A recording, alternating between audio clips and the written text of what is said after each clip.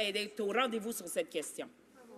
Resuming debate, reprise de débat, l'honorable député de Mont-Royal. Merci, Madame la Présidente, et je vais partager mon temps avec mon honorable collègue de Winnipeg North. Madame la Présidente, je me lève, j'espère pour la dernière fois, pour me prononcer sur le C-14 dans cette Chambre. Et je dois dire que même s'il y avait des débats qui ont été très contentieux, je crois que le débat sur le C-14 a démontré le meilleur de nous comme parlementaires. Il y avait un grand respect qui était manifesté par tous les comme parlementaires, même si nous avons eu des différences en perspective sur une question très délicate et très émotive. Aujourd'hui, je vais vous parler des amendements qui nous étaient envoyés par l'autre place et j'appuie la motion de la ministère de la Justice pour accepter certains amendements et de refuser des autres. Madam Chairman, Madam Speaker, I believe that the palliative care amendment that was brought by the Senate is a good amendment. We had a lot of discussion at the Standing Committee on Justice and Human Rights and here in this House on the balance between access to medically assisted dying and the importance of ensuring quality palliative care. And I think the fact that the Senate has once again reinforced back to us the importance of ensuring that information be provided on palliative care before someone has access to medically assisted assistance in dying is something that we should indeed accept. And I'm pleased that we're going to be accepting that as amended by the Minister of Justice. I'm also pleased that there is now a requirement that the Minister of Health act within 1 year to set out guidelines for death certificates. There are amendments that we made at the Standing Committee on Justice and Human Rights to require the Minister of Health to work with their provincial and territorial counterparts to set standards, to include coroners, and I believe that this amendment falls well in line with what this House has already accepted.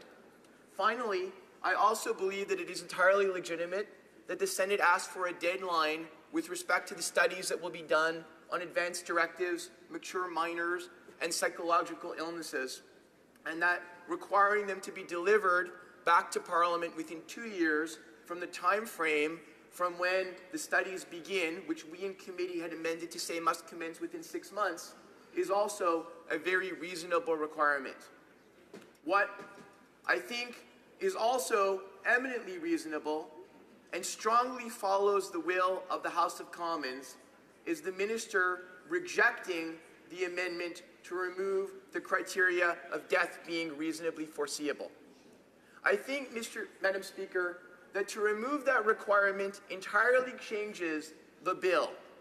It entirely changes the bill from being someone who is near the end of their natural life to encompassing people who may have 30 or 40 years left to live. It may encompass people who have purely psychological illnesses, which was not the intention of the bill, because we indeed have specifically stated that we're doing a study about people who have psychological illnesses. However, Madam Speaker, if you would look at the definition of grievous and irremediable, and you take out subsection D on reasonable foreseeability, then you do fall into a situation where someone who has a psychological illness may meet the criteria of subsections A, B, and C, thus completely changing the position of the bill on whether people with purely psychological illnesses can have access to medically assisted dying. I want to emphasize, Madam Speaker, from a public policy perspective, this bill took a prudent approach. We can argue back and forth about what medical doctors and lawyers and law professors have said. I sat in committee and listened to well over 40 witnesses, and I also had the pleasure of periodically glimpsing on the Senate Committee on Legal and Constitutional Affairs and listening to their witnesses. You had doctors and lawyers and professors and distinguished people who came down on all sides of this issue. There are those who say that this is not Carter compliant or charter compliant, and there are just as many, if not more, who say that the law is Carter compliant and charter compliant. In my view, Mr. Speaker, it is the role of this Parliament to determine, within what we believe to be charter compliant, the best public policy decision we can make within a charter compliant law. Medically assisted dying, to me, is meant to help people who are suffering intolerably, but they are in an illness that will extinguish their life at some future date. The court in Carter talked about Gloria Taylor and people like Gloria Taylor. Gloria Taylor had ALS. Gloria Taylor was undisputably going to die from the illness with which she had. Mr. Speaker, Madam Speaker, I believe that ensuring that death is reasonably foreseeable falls entirely in line with public policy guidelines that we expect. Doctors and nurses, many of them, came before us and said they did not go to school for many years to end people's lives. They went to school to try to help people who were suffering, try to prolong life as long as possible within the framework that we currently have in the profession. They did not go there to be told that someone who comes to you and may have many, many years left to live, including an illness who we may find a cure for in 4 or 5 years, should have their life extinguished. And as such, Madam Speaker, I do believe the Minister is making the right decision to reject that Senate amendment. I also believe, Madam Speaker, the government carefully researched what was being done in other jurisdictions.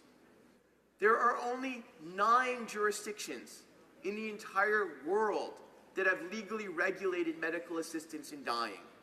In all but 3 of them, there is a requirement that the person's life be near its end.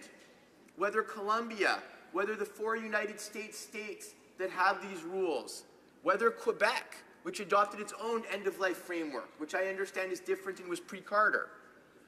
All of them require that a patient be dying at the very longest within the next 6 months under reasonable medical certainty.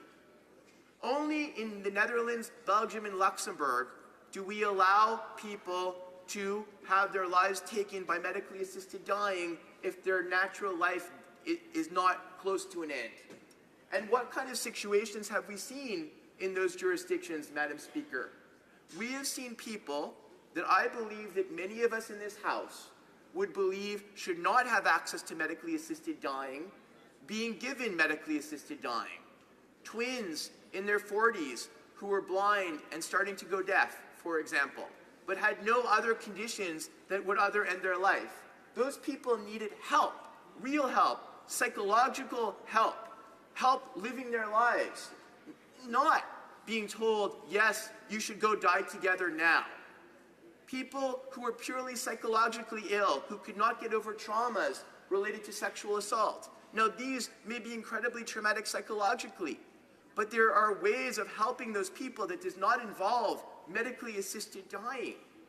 And I don't think Canadians, when we're talking about all the opinion polls that are being cited, where there is support of over 70% for medically assisted death, are contemplating those situations.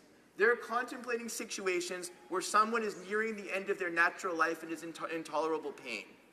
And so, Madam Speaker, for me, if we removed reasonable foreseeability, you would be asking the medical profession in Canada, the nursing profession in Canada, other medical practitioners in Canada, to be participating in medically assisted death beyond where they decided to do. And even more importantly, we would be doing so without the safeguards that would have been put in the bill had we intended that that class of people be covered. There is no way that a 10-day waiting period suffices when somebody could have 40 years left to live. So, Madam Speaker, in conclusion, I want to say that I support the motion from the Minister of Justice, and I'll be voting in favour today. Thank you, Madam Speaker. Questions and comments? Questions et commentaires. The honourable member for Sherwood Park.